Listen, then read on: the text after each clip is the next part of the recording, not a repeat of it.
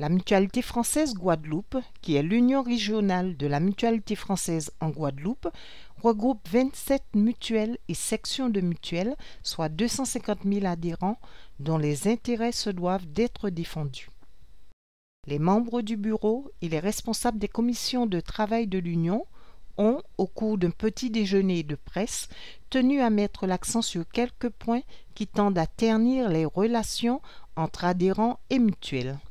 La Mutualité française Guadeloupe représente et défend les mutuelles et ses adhérents tout en animant et coordonnant la vie mutualiste régionale. L'Union participe à cette action de prévention et d'éducation à la santé visant à donner aux Guadeloupéens les moyens d'éviter la survenue de certaines maladies.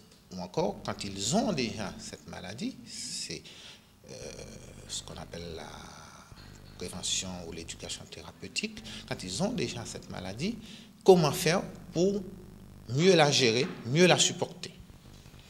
Alors, on sensibilise aussi la population sur l'intérêt d'une pratique sportive régulière, d'une alimentation équilibrée, la nutrition, la malnutrition, pour combattre l'obésité dont on sait qu'elle est à l'origine de nombre de pathologies. Voilà, ça c'est notre mission de prévention. Et enfin, la mission de conventionnement hospitalier.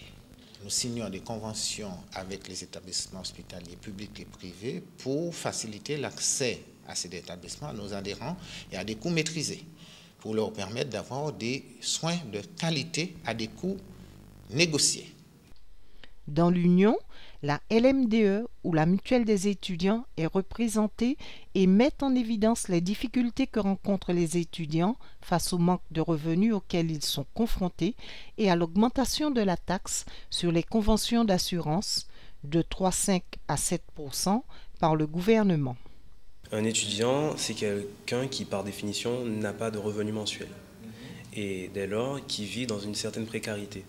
Un étudiant a des charges quant à la nourriture, a des charges quant au logement, a des charges également quant à ses soins. Et c'est pour cela qu'il y a un régime spécifique de santé pour les étudiants. La LMDE offre une sécurité sociale et des complémentaires santé aux étudiants. Un étudiant sur 5 renonce à une complémentaire santé, faute d'argent.